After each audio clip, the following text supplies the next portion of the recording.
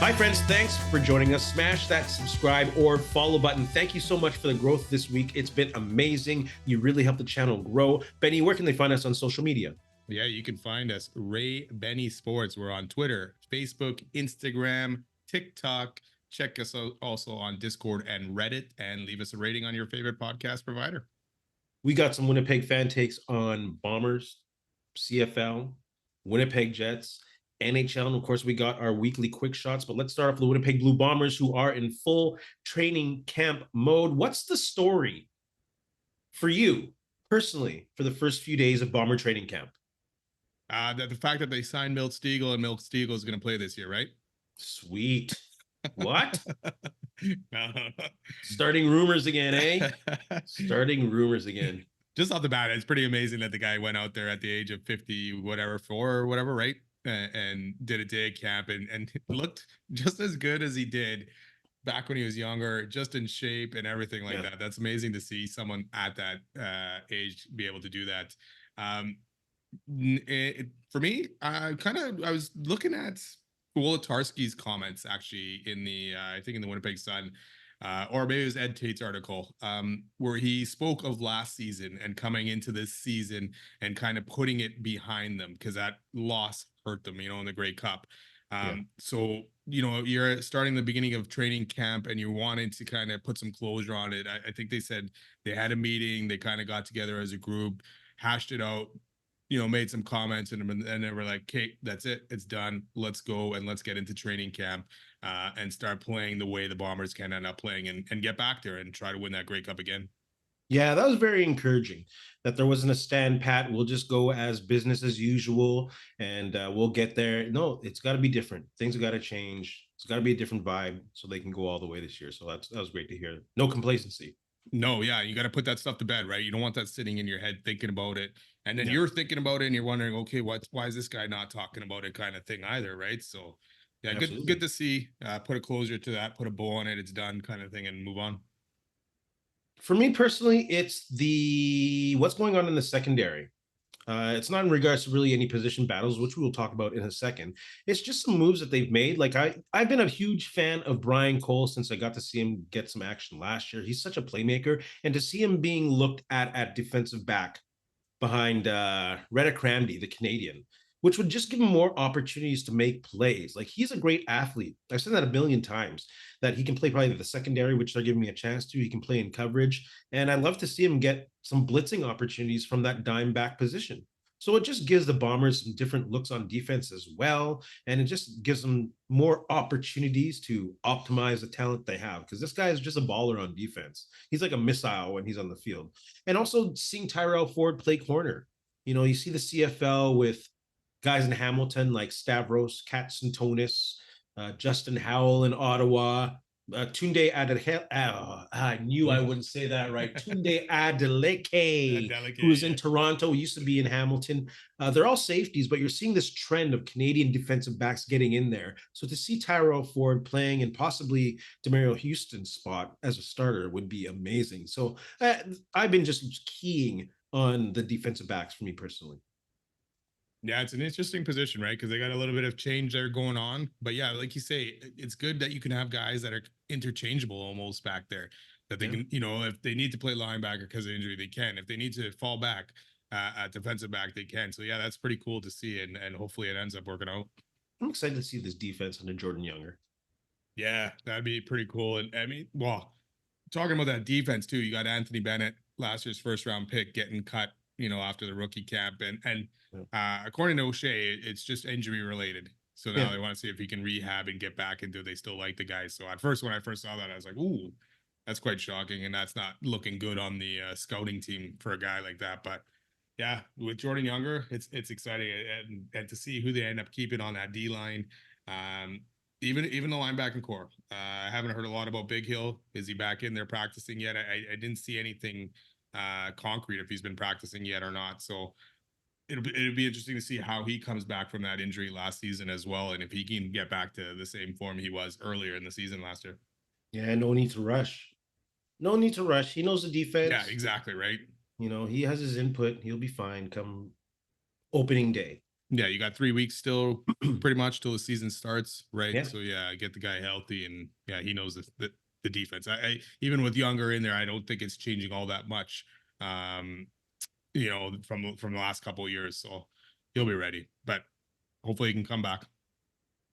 I'm hoping it does change in the last couple of years much. I want to see a little more aggressive defense. I want to see more blitzing. I want to see tighter coverage because that's been an issue later on in the season, unfortunately, for the Bombers. At least with the blitzing, as long as it hits, right? Because they blitzed in that Grey Cup game, and things weren't getting through to Fajardo, so it was kind of Yeah. disheartening to see those blitzes come and then not work, right? And then they get burned on it. Yeah. They did overly blitz on Montreal. Which position battles Maybe are we you didn't put most that behind us yet. I know, I know. Which position battles during training camp are you most not which in just one position. Which position battle intrigues you the most?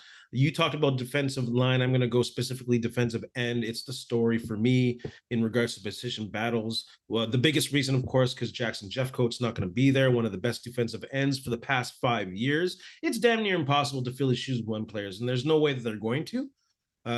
Looks like Celestine Haba is going to be the leader in regards to getting snaps going forward and keeping that defensive end tandem Texas. He went to Texas A&M Commerce. Jackson Jeffcoat went to Texas. Willie Jefferson is the mayor of Beaumont, Texas. So they're going to keep that Texas. And like you said, Anthony Bennett is out cut due to injury reasons, and he'll probably be rehabbing with the team. And when time comes, he'll probably be put in that rotation. But it looks like maybe during the preseason, they'll be going with an All-American rotation at defensive end. They have Tawan Garbett, who was great in very minimal opportunities last year, but I'm really excited to see Chauncey Rivers, that dude from Last Chance U. Had a chance to play in the NFL. Unfortunately, got that ACL injury during practice. Practice? Are you kidding me, man? Practice. Some people see him as small, but he's an inch shorter than Jefferson Jeffcoat and maybe a few pounds heavier. And he has a great mentor in Willie Jefferson with that Texas connection. So hopefully he pulls through, but defensive end is going to be busy. Yeah, because we've seen when Jeffcoat's been out, that defensive line kind of struggled because a lot of it fell on Willie Jefferson to kind of get everything done, right? Kind of thing. And then teams just focused on him and took him out. So yeah, we need Haba to step up. And if they are going to go rotational, these guys, the other guys, like you mentioned, are going to have to come in and get the job done as well. So yeah, it's a big spot. Defensive line is huge, right? I mean, you've seen, Montreal got hot at that position last year with their signings and late in the year, and that definitely helped them and helped that defense kind of settle down a bit, right? So yeah, that defensive end, will be fun to watch. Sorry, I interrupted you. No, yeah, it will be. So they got to get it right because it hurt last year too when Jeffco was out. What position you got? I'm going to go on the other side and go with the O-line and go with right tackle, obviously, with Jamarcus Hardrick leaving. That leaves a big hole. Right now, Eric Lofton is the guy that's taking the first reps in that spot. He played with Saskatchewan, made 14 starts last year, but really has not settled into that spot over time. And it's kind of, hey, maybe it's the same story as Jamarcus Hardrick coming in. He hadn't really settled into that right tackle spot until he came to the Bombers, and he found a great way to play and a great team to play with. So maybe that'll happen here for Eric Lofton as well. But I know they got a few other guys that are coming in and trying the spot as well to figure things out. So hopefully it works out for Lofton and he can get it done because that O-line, along with the guard position, the left guard position, that's kind of up in the air with Greg on, they got to get that settled. Right tackle has got to get settled, and you lose a little bit with Jamarcus Hardrick because you always saw him on the field. He was pumped, right? Dude was running 10 yards, 20 yards downfield to give someone a headbutt because it was a great play, right? So he was always pumped in those plays. So you need someone to kind of pick that up a little bit more too. So it'll be interesting to see how that works out there. We're going to be talking about receivers soon, but you talk about energy in the room. That's a lot of leadership energy in regards to Jamarcus Hardrick and Rasheed Bailey. Yeah. Whew. And we've seen that when you have a cultural shift in a locker room, it translates to not as good performance on the field with some teams. Yeah. But you have big pieces like that leave. We'll see. Yeah, those guys were always pumped after plays, right? Bailey after a big block, he was just giving her it's just so. Yeah, I agree. Someone else is gonna have to step into that role. Eric Lofton also was on the Bomber roster a couple of years ago. Yeah. So at least he knows the culture and he's been in that room. So some familiarity there is probably a good thing.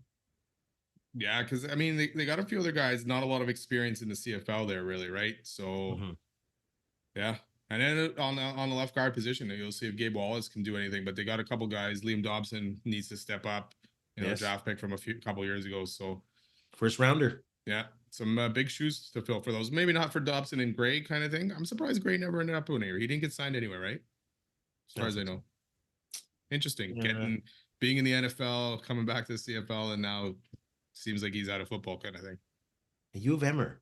Yeah. Too bad. Let's talk about this Bomber receiver. Looking at the Bomber receiver room, any holes? Any concerns? What do you like? You know what? Part of my what I like and my concerns kind of go hand in hand, because I like that it's a veteran group. I like that you got Lawler, you got Dembski, you got Schoen, you got Wolotarski. Yeah. But at the same time, it's a bit of an older group as well. So my concern is injuries, right? Which then now you drop off quite a bit to that fifth guy, Jeremy Murphy, Robbie Alston. Is it going to be KJ Hill kind of thing, right? Who's going to take that spot that is left by Bailey? So you got a lot of inexperience there if one of these guys gets hurt, and especially with one of the bigger guys getting hurt, like Lawler or Schoen, right? I know Dembski does very well plays very well, but we saw when Schoen got hurt last year in that Grey Cup game, it kind of brought this wide receiver group down a little bit. So, so yes, I love the veteran group. I love that they're going to come out of the gates running. Just concerned about age and injury. I don't think that brought the receiver group down. I think it left Zach Collaros without his number one target. That too. But and then that's the thing. I think with Zach, his security blanket was always Dalton Schoen. Oh yeah. Right. So when he's in trouble, he finds a guy, and Dalton Schoen found a way to get open. And without that, he didn't know what else to kind of look for when he was on the run kind of thing. So yeah, I think like out of 140 something receptions, 70 something were conversions to first downs. Yeah. That's a huge Dalton loss. Schoen from Zach Collaros. Yes. That's a huge loss in a Grey Cup game, right? Yeah. You mentioned age. Is Nick Dembski the oldest at 30? That's not too bad. No, not too bad. But in terms of receiver age, it's kind of getting up there, right? And games played and all that stuff. So yeah. And it's good that Dembski, he wasn't a full-time receiver for the first 2 years of his career. Or he wasn't really a full-time receiver until he got to Winnipeg, after he got out of that rookie contract with Saskatchewan. Yeah. If I'm not saying he was not relevant in Saskatchewan's receiving core, but he was a returner for the first year and a bit, and then he became a bit of a receiver, and then he came to Winnipeg, and then he really flourished as a receiver, I think, without having the stats in front of me. In regards to the receiving room, I like their top four. I think they might have the best top four in the league with Schoen, Lawler, Dembski, and Wolotarski. All of it is covered. You have the quarterback's number one receiver. You have Kenny Lawler, the dynamic playmaker. You have Nick Dembski, which the defense has to keep their eyes on all the time because you don't know where he's going to end up on the field. And you have that dependable big target in Drew Wolotarski. It's that fifth spot with Rasheed Bailey and the grit and the blocking that you mentioned on last episode that they really got to fill. Can you do that with KJ Hill from Ohio State? He never really was a blocker in Ohio State. Yeah, probably not. He's a primary receiver who did good routes. He might be a great slot receiver in the CFL long term, but he might just not have a spot in Bombers in regards to what they have to do. He might be a 6th, 7th receiver, and if he's on the practice roster, maybe another team will pick him up. So it might go down to the receiver, Kevins, that they drafted as a blocker and learning and being another big target, which I don't mind. Yeah, because you go back to Jeremy Murphy and Robbie Alston, they're not bigger guys either kind of thing, right? So, yeah, it'll be harder for them to fill that role. So I guess with KJ Hill, if he can make this roster, he's a good fill-in. Maybe if one of these guys ends up getting injured or whatever, right? Because it's a long season. It's 18 games. Guys are going to get injured, especially wide receivers. Dembski puts his body on the line all the time. Lawler is going up in the air making crazy catches, and we see with Wolotarski too. Man, he's always in there, mixing it up. So yeah, it'll be interesting. I do like the fact that Kenny Lawler now coming into the season and he's here from game one. Yeah, right? The guy almost put up 1,000 yards last year. missing 6 games, 7 games. What was it? Yeah, So, absolutely. you got to know, you had Dalton Schoen, you had my God, Nick Dembski getting 1,000 yards receiving. You know, you could have probably thrown at a third guy there, Kenny Lawler getting 1,000 yards too. So that'll be exciting to see. Yeah, and even if like there's an injury in the top four there, I wouldn't even say that Kevin's Clercius will be moved up to the fourth. I might think that Jeremy Murphy might be put into the fourth receiver, and Clercius still keeping his role as a fifth receiver and a blocking receiver. Yeah, that's very true. And if KJ Hill is coming in as advertised and he can pick that up, then yeah, maybe he's the guy that bumps into that number 3 spot if someone gets hurt, or number 4 spot if someone gets hurt, kind of thing, right? Yeah. Yeah. Is Jeremy Murphy the next Jamie Stoddard? Hey, I wouldn't complain if he was. Stoddard, as for what he was, Stoddard was solid, man. I love that dude. When it came to like a play late in the game, and you knew everyone was looking at Milt, Arlen, Bruce, or whoever, Stoddard was open, yeah. and they found him, and he caught it. Yeah. Shoot. Nothing flashy at all, eh? Just getting those first downs or whatever he needed to do. Yeah, a comparison to Jamie Stoddard is not a bad thing. No. Hell no. We talked about Milt earlier. Are we done with receivers? Yeah. We talked it all. And they have like 20 plus receivers in training camp. So Danny Mac, if we trust in him, and he's proven a lot already, they're going to find a next gem. I mean, look, they found Dalton Schoen, right? They brought in these other guys, Jewel Otarski, wherever they found him too, right? So yeah, they've done a good job. And yeah, I mean, if you bring in 20 guys, all you need is 1 or 2 to stick, really, right? So absolutely.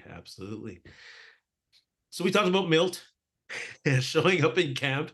Which Bomber alumni would you like to see in camp? Like, and it's got to be a little believable for fun. Yeah, you know what I mean. I'm going, Chris Walby, those kind of guys. But I mean, those guys would be fun. Put the mic on that dude. Yeah, those guys are at that age, and their bodies are a lot more beat up than say Milt Stiegel's body was, right? Because you're hunched over, you're bent over, you're hitting someone on every play, right? So yeah, I don't think any of those guys are like, yeah, I want to go to camp and play another camp, or even a day like Milt did. Have you seen their hands? Yeah, oh my gosh. Oh, lineman, bless you. It's like, what's his name? Baldinger from the NFL there, with that one finger just twisted. His pinky that just points south when his hand is pointing north. Yeah. That's crazy. So I got rid of any offensive lineman, D lineman kind of guys. But yeah, I think what they should have done, even in this one, is brought in say Kahari Jones or even Kevin Glenn to also take part in this rookie camp and hook up with Milt Stiegel kind of thing. In it, that would have been pretty cool to see. So I'd probably go with one of those guys. I'd probably go with an offensive guy or even a DB if there was one out there.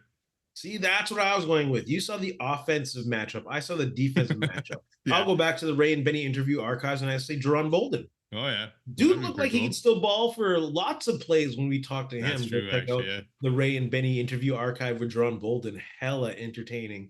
But imagine him and Milt going one-on-one in training camp. Shoot. Put some mics on those guys. That would actually been pretty fun, actually.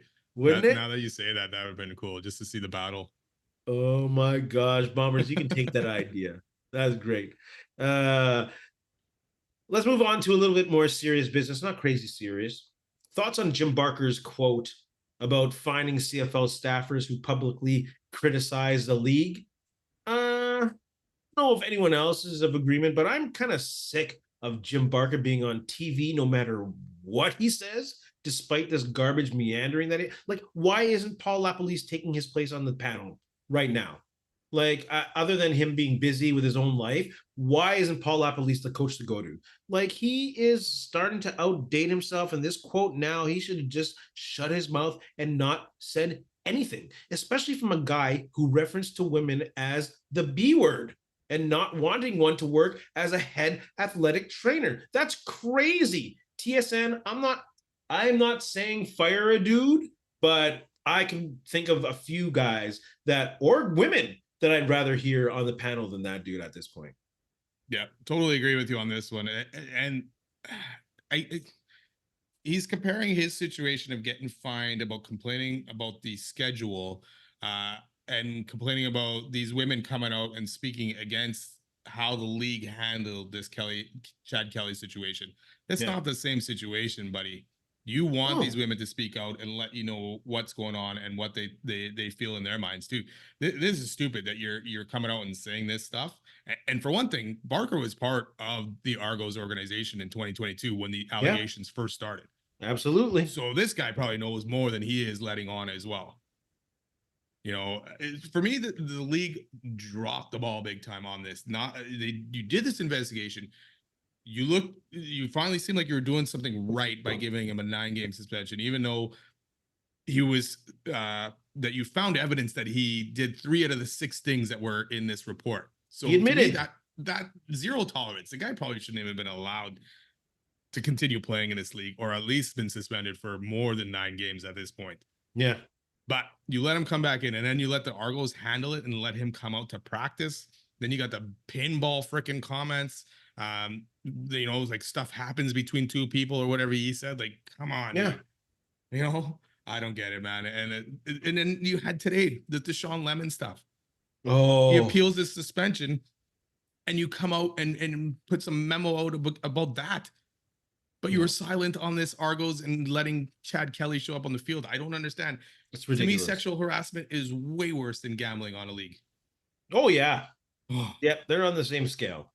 Like, integrity of the game be down when it comes down to it. You don't want sexual assault and harassment to be happening in the workplace. no. And the fact that he's kind of scapegoating and saying that, oh, the team was obligated to allow Kelly to remain with the team under the terms of the CBA. Man, shut up. The team had the option to either have this guy on site because they took him off site. So where's the obligation on the CBA there? Yeah. They're not breaking the CBA by doing this. So he's Jim Garbage. Jim Barker, he's outdated. Yeah, Jim Garbage. That's how I'm going to Exactly. say it Yeah. now moving forward. Jim Garbage. That's what comes out of his mouth. TSN should move on. Bless They him. should. He, They he really was great should. in the CFL for what he did, but knowing that he was part of the organization and now him saying this garbage, done. Yeah. And what did he cover back in 2022? And did he leave the Argos organization because of it? Because he knew at some point this stuff was going to come out. So What a clown show this is. big time. What a clown show. You And know what? props. And the Go ahead. unfortunate thing is this is what the CFL. It's like the season's starting. Let's get excited for the season. But Yeah. yet you're allowing this stuff to take over the narrative and the news of the training camps opening, right? Absolutely. Chad Kelly to me should not be anywhere close to this league anymore right now. It's embarrassing. It's embarrassing. Like, exactly. Just when you think the CFL has done something right, there's loopholes that they leave open for stupidity to happen. And the funny thing with Barker, I'm pretty sure in the article that I read from 3 Down Nation referenced that the Argos did not find any of these allegations to be true. They did their own quick little investigation, didn't find anything. So to me, it's like, okay, well, who did it? Because how did the league end up coming to the conclusion then that they did do it, and they had witnesses and they had people come out and support and all that stuff? So what exactly did the Argos do to investigate? You know what they did? Hey, Chad, did you do any of this? Chad says, no. Investigation over. That's what the hell happened. That's Trash. ridiculous, man. Unbelievable. Come on. So embarrassing. Mm-hmm. He's just if this dude can't drag his knuckles out of the 1950s, why are they associating themselves with them? Yeah. This is where I'd kind of like to see the rest of the panel there step up as well and bring this to the attention of TSN and saying, hey man, you know, like I can't work with this, or I don't agree with what he's saying and all that kind of stuff. So Yeah. Imagine other people need to step up to stop this stuff from happening. I'd be turning if this dude said something about like black people, I'd be turning the TV off every time he was on the TV. Yeah, for sure. Clown show. Let's talk about Taylor Powell signing an extension recently. How long before he gets his first start? I'm gonna go an over under thing here. I'm gonna go under 4 games. I have no faith in Bo Levi Mitchell coming back. The guy just came to camp. He's got a walking boot on already. He was terrible leaving Calgary. He was terrible last season. And Powell to me actually looked interesting. You know, the guy put up over 2,000 yards. 10 touchdowns in limited playing time, in his starts and in his coming in, and he completed almost 68% of his passes. That's pretty good. I'd love to see his next progression and time to move on from Bo Levi. But yeah, 4 games, less than 4 games. That's great that you say that. I personally don't think Bo Levi makes it to Labor Day health-wise. And to be clear, I am not hoping that this happens. You never want to see a legend or any player, to be honest with you, end their career due to an injury. But history says that this guy, not just recent history, 4 to 5 year history, says that this guy is not going to play a full season, not since 2018. So health-wise, I don't think he makes it to Labor Day, but I kind of dread watching the Ticats go 0-4 with the 4th loss being against Ottawa and them saying, yep, it's time to make that change. Yeah. Because like you said, his performance has not been there since the Bo Levi prime, and he's going to the Hall of Fame. Yeah. Oh, for sure. He's going to the Hall of Fame. He's won his cups. No, he's won his MVPs. He put up the yardage. He was great in regards to that line of Calgary great quarterbacks. Doug Flutie, Jeff Garcia, Dave Dickinson, and Bo Levi Mitchell. Now Jake Meyer. But still, he's in that succession of great quarterbacks, but now he's not great. And I think it's tough for him to just go out like that, because he was playing very well, and then the injury started and things started to dip down, right? And now he probably wants to prove, hey, I can still do this and go out maybe on a high note instead of this way. But what did he have last year? Like 3 touchdowns and like almost double-digit interceptions in the first few games that he played before he got hurt. So he can't do consistently. No, it's not there anymore, unfortunately. And yes, like you say, in his prime, he was an awesome player. Like he killed the Bombers constantly. He killed the whole league constantly. So it was horrible watching that dude, but I know it's not that dude. Yeah, because he knew he was going to come in and tear up the Bombers. He was putting up 300 yards, no problem. Much respect to Bo Levi. Yeah. No disrespect of his career. It's an amazing one, Hall of Fame one, but just the truth right now. Bomber fans, CFL fans, put your comments below. Let's move on to some Winnipeg Jets talk brought to you by Fahrenheit Airbrushing. Stand out on the ice, pavement, or the field with a custom airbrush helmet or goalie mask, a local Manitoba business with affordable solutions for any project. Check out Fahrenheit Airbrushing on Facebook or call them at 204-891-7431. Tell them Ray and Benny sent you. Oh, sorry. You took my words. But you know what? I will mention, it's not just helmets. If you look on Facebook, they got a nice cowboy hat, spray painted Bomber logo, Bomber, Buzz and Boomer on it. Check that out too, because there's different things that can be painted as well.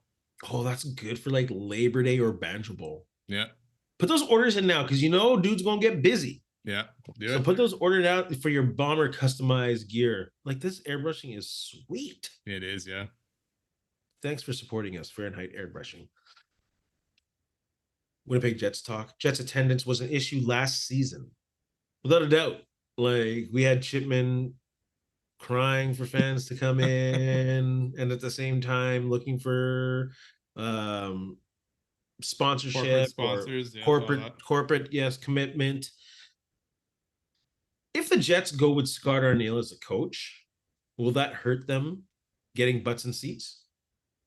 Yeah, I think so. You had the excitement of the season. It was a great season. Bombers going into the playoffs, 4th overall in points, 2nd overall in points in the Western Conference and all that, and then they got routed in the first round. So that excitement of that season just went downhill. You know, so you don't want to lose that excitement by signing or hiring Scott Arniel. I mean, the guy has not had a head coaching job in over 10 years. And even then, when he had it, he didn't last very long in Columbus. I think 130 games total or so. And then he was let go, and, according to some ex-players, he wasn't the greatest coach either. So to me, I think you got to go outside the box. If you sign Arniel, nobody's going to get excited. You're not going to sell more season tickets with Arniel. So, yeah, I think the Jets do need to do a thorough search and probably go in a different direction. Yes. If the Jets go with Scott Arniel, I don't think that will convince people to re-up. but I don't think that will hurt them. I think it really depends on what Cheveldayoff does with this roster. I think with significant roster changes, positive roster changes, I think you'll attract more fans with Scott Arniel as the coach. If you don't make any changes to this roster, you'll probably lose some. If this roster is worse, then you're screwed. So I think the team did well enough. And I think there is a realization after the anger and frustration and disappointment of the losses that this roster, no matter what, was not good enough to beat Colorado. There has to be some major changes, whether it be youth, whatever. We'll talk about that in the weeks to come, what those changes should be. But I think the primary concern of Jets fans are the roster, is the roster. Yes, we're in a coaching search now. And if they hire Mike Babcock, yes, people will be like, I'm out of here. I'm done. But I think people will give Scott Arniel a chance at least until Cheveldayoff gets some time to make some moves. Yeah, I don't know. Like, I don't know if that'll bring in more people for season tickets, which they really want. They want more people to buy season tickets. I don't. It won't bring in more. I don't think. Yeah, I don't think people are going to necessarily leave because they probably already locked in at this point for next season, anyways. So I don't think they'll leave, but I don't think it'll get you those extra ones. Like they want to get back to 13,000, right? Yeah. I don't think it's going to get you back there at all because the excitement will be like, oh, Arniel, it's going to be saying a bonus. What if you do Arniel? Do you bring back all the assistant coaches from last year too? You know, because knowing the Jets, they probably will, right? So you're bringing back Brad Lauer, who ran the power play. Arniel ran the penalty kill. Yes, right. And that still wasn't good, right? So, and I know he had good moments when he took over for Bonus coaching this year when Bonus was ill or Bonus's wife was ill.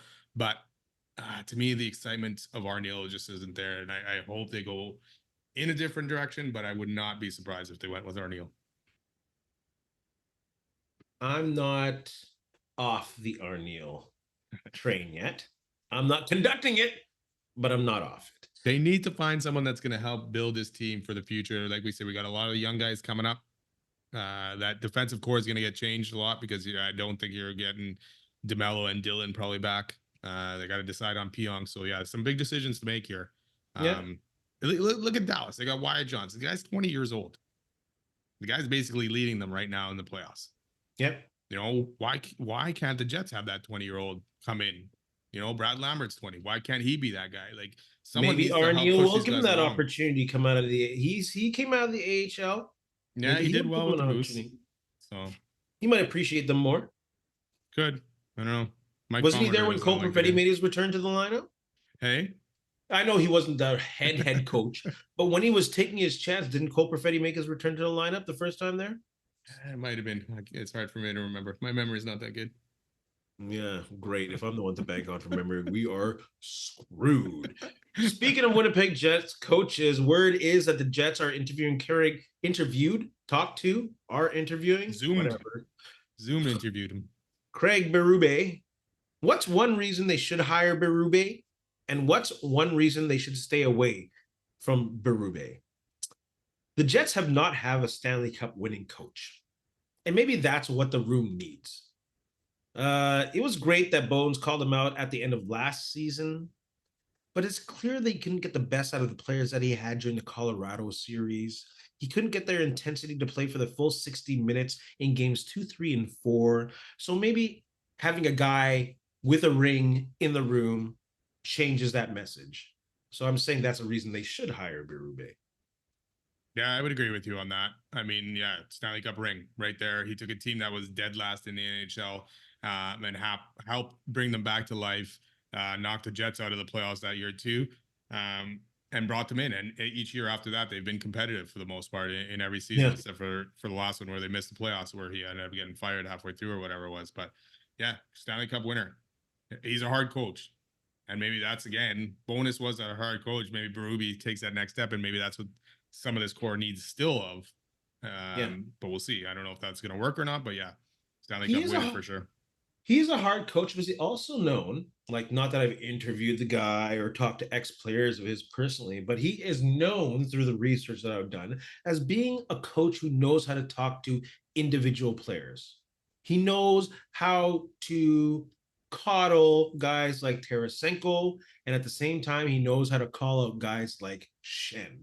So he knows how to approach players differently. And at the same time, I think we talked about this a couple weird episodes ago. Identify people as individuals rather than blanket. Yeah. Take care of everyone. So maybe that's a bonus as well. Yeah, and that's the thing, right? Sometimes you have to take a player for who he is and build around him, or let him kind of deal, like Ehlers, right?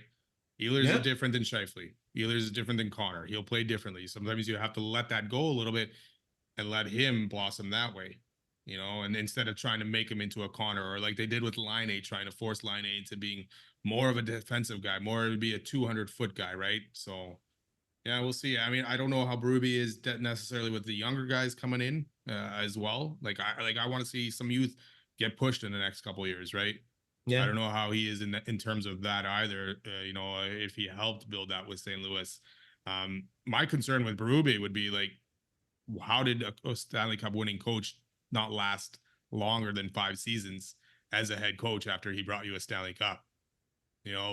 Does his message start to wear out after a bit? And do players start to tune him out because he is a little bit too hard, and it gets to be too much on these players after a while? Because it's interesting. He brought you your first Stanley Cup, and now he's gone 5 years later, basically. So that would scare me a little bit. We talked about this with the Bombers early in the episode about key players like Rashid Bailey and Jamarcus Hardrick leaving. There were key players who left St. Louis the year after they won the. Not Ryan O'Reilly. He stayed for a while. Or was it Ryan O'Reilly? He's one of them, wasn't he? Yeah, he left not that long after. Soon after. They had a couple big pieces that left, and the GM did not do a good job in replacing that. And Berube gave the young guys an opportunity because he had no choice. And I can't remember their GM's name. Again, I'm horrible with names, but maybe that's a piece of it too. I don't know. But I agree with you too. There has not been any consistency in that St. Louis play since that Stanley Cup run. They got really hot behind a really hot goalie who is no longer hot. And now what? Yeah, well, yeah. Now you signed him to a longer contract, $6 million or whatever a year. You lost Peter Angelo. You lost some key pieces on that team. But the one thing that he kept doing though is they were competitive. I mean, he was gone this year, but they just missed out last year, I believe, on the playoffs. So they were still playing hard, even though they lost Tarasenko, Peter Angelo, O'Reilly. Like, they lost some big pieces, and you had to kind of rebuild it all. But yeah, I mean, some of the blame will definitely go towards the GM for that too. Goodness. You get a mulligan on that final 4 predictions that we did last episode. Are you changing anything? Probably blow up the whole thing except for one team. After I change it though, it all reverse, right? Yeah. Am I gonna jinx these other teams now that I picked them? Because only Florida is in the driver's seat that I picked out of these 4 teams. So yeah. I would probably switch the whole Western Conference. I know Edmonton is winning tonight 2-0, but the way they've played and the way they've looked. I mean, you're facing a 3rd string goalie and you're struggling to beat him and beat another team. So I'd probably go with Dallas and Vancouver now in the Western Conference, because Dallas, to me, it looks formidable. I mean, what they're doing to Colorado is crazy considering what Colorado did to Winnipeg. Yeah. And then Carolina, can they come back from 3-0? I don't think they're going to win the next 2, so I'd probably pick the Rangers versus Florida. I'm going to blank out the West. Edmonton, so Dallas, Vancouver. And I'm going to stick with what I had in the East with Florida and the Hurricanes. I'm fine with that. That'd be pretty amazing if the Carolina can come back. I know they're a good team too. But for the Rangers to blow a 3-0 series lead would be crazy. Yeah. For how good they are, So thoughts on the league response to McDavid, Zadorov, and Soucy stick incident? I'm really getting sick of these stick swinging incidents. I don't understand how any use of this stick as a weapon is acceptable in any type of way. McDavid took a good swing at the dude's legs. I don't care where it is. Oh, he's padded. It doesn't matter. That's going to escalate stuff. So he should be penalized, and that should be applied in the next game. Starting the game, put the guy 5 in the box, fine him 10,000. Same as Zadorov. Put him in the box for 5 minutes at the start of the game, fine him 10,000. And that other dude for the stupid cross check in the face, like that should be more than a game. This is getting ridiculous. How is it acceptable to use a piece of equipment as a weapon? Where does that happen in any other league? Like, you see Myles Garrett do it one time with a helmet, and it's crazy. Yeah. Like, you can't do that. They've got to be stricter on these using the stick as a weapon infractions, because it's ridiculous. They let too much go, and it escalates to too much. Yeah, I mean, if you're gonna find Zadorov for that, then you got to find McDavid as well for the slash. The cross check, to me, yes, it was going high, but it was unfortunate for McDavid kind of falling down from the cross check that he ended up getting in the face. Again, the cross check wouldn't have been needed anyways, and there's no need for that. It's the end of the game as well, right? So, I mean, Zadorov has stitches over or next to one of his eyes. What happened there? Where did he get that from? And are you finding someone else for that? You know, the officiating in the playoffs has been a gong show. Yeah. You had even Brad Marchand, who everyone loved, that he got punched in the face by Sam Bennett the other day because he deserved it because he's done bad things in the past. But no, even that, Bennett got away with it. No suspension. Marchand is now out with a concussion or whatever he's out with and hasn't played. So how does that be allowed too? Like, what's going on in this league that you can't handle these, especially after the fact? Right? Hand a suspension. They said they didn't see the Bennett punch. You know, Shut up. How did you not? This player safety department is still headed by Chris Simon. No, Peros. Oh yes, that's right. That's right. Sorry, George Peros. Sorry, respect to Chris Simon. My apologies. Yes, my apologies.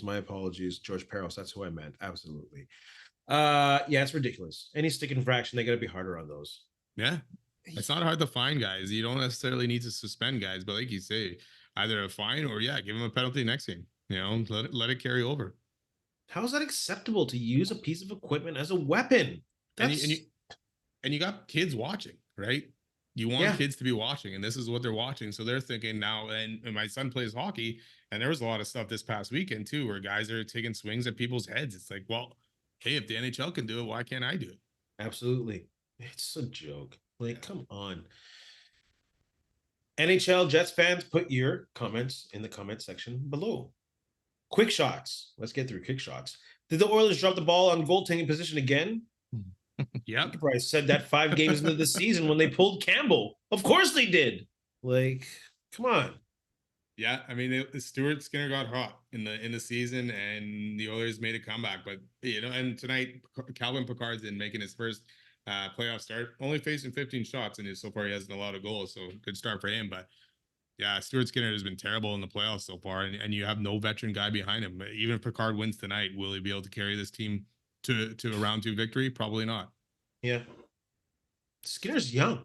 Was his second year? Second full year? Second full year. But you also got Draisaitl and McDavid on their last year of their contract next year. So, you got to win now. It all comes down to that Jack Campbell signing. Yeah. Give me a break. Like, they can't do anything after that. What are they going to do? They couldn't do anything at the trade deadline. Why were they going to get Jake Allen? Give me a break. Why were you signing the guy for that contract anyways?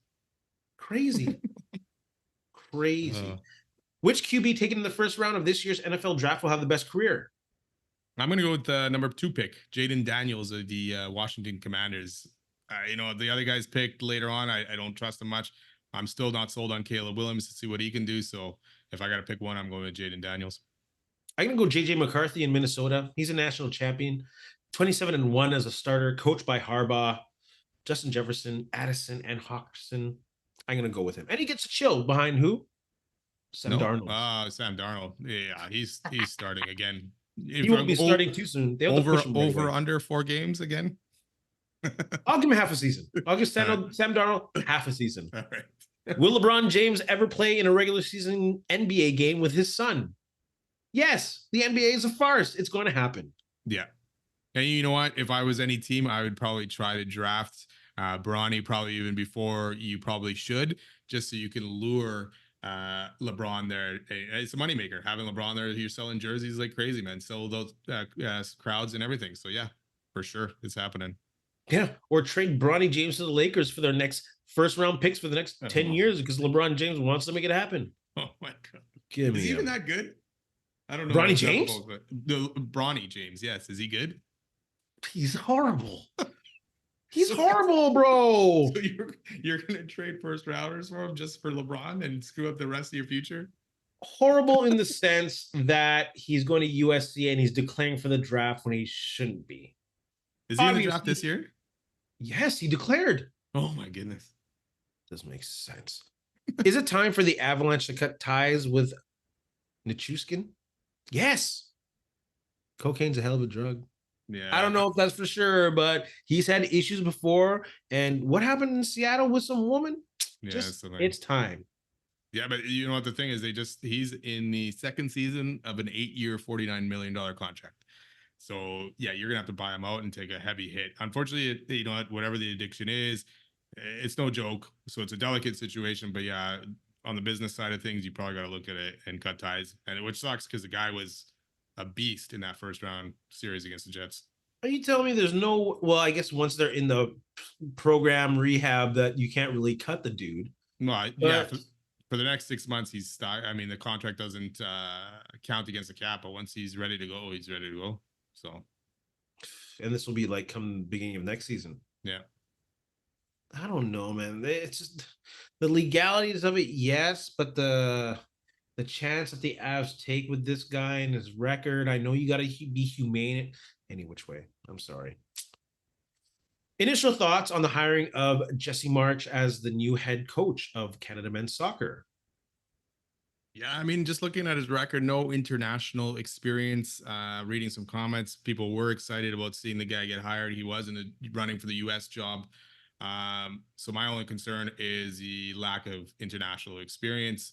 And even in league play, he's done okay, nothing fantastic there. So it'll be interesting. I don't know enough about the guy, but I'm hoping it works out because Canada needs to take that next step and build off of that World Cup appearance from a couple of years ago. I don't get this hiring. I don't get this hiring. Like, off what I've read from this dude, even the Americans didn't want this guy as a head coach when the head coach opportunities came. Like, in regards to having an international team for the World Cup, you don't have much time to assemble a team. Apparently, this guy's a chess player, a strategist, a system coach, and you don't have time for that, especially when you don't have depth in a team like Canada. So I don't think this is a well thought out hiring. I really don't. And considering Canada doesn't put enough money into soccer to play enough friendlies either. Well, we'll see. Gold Cup is coming up this summer, or is it, no, not the Gold Cup. It's CONCACAF. No. Yeah, right. CONCACAF. Yeah. Gold Cup. So we'll see right away. Probably in a couple months, right? That's when the tournament is. So yeah. How much time do you really have with this team as a whole in a couple months to show us what you can do? Yeah, I'm surprised they're actually making this hire now before this tournament and not a few months ago, really. You got a couple friendlies coming up, I think. So we'll see. I would have almost done what it's not Bertelli. What's the coach they have right now? I can't remember, but I'd rather them just kept him on. Just go with who you're comfortable with. Let him grow in this opportunity. Like, you're gonna have to let this American coach grow in this opportunity. It's just mind-boggling to me. I don't know. Or get John Herdman back. Come on. Like, dude went to Toronto FC there, right? MLS. So jeez. Yeah, they got friendlies coming up in June against Netherlands and France. They're gonna get their asses kicked. And then they in the it's the Copa America. I knew I was in the wrong thing. Copa America, and their first group game is against Argentina. So their next 3 games are against who? Netherlands, France, Argentina. They're gonna be looking for another coach after these 3 games. This is crazy. Vinny, oh my God. Do you have anything to say to our friends? You know what? Thanks a lot for listening. Don't forget, subscribe, follow, leave us a comment, leave us a like. Have a good week. And we're going into the World Cup. We're going into the World. 2 years still. And in the words of Ed Whalen, in the meantime, in between time, that's it. Another edition of Ray and Benny Talk Sports. Hey, friends and neighbors, don't forget to check us out online on Facebook, TikTok, Instagram, and Twitter at Ray Benny Sports. And don't forget to check out our YouTube channel. Leave a like, leave a comment, tell us what you think.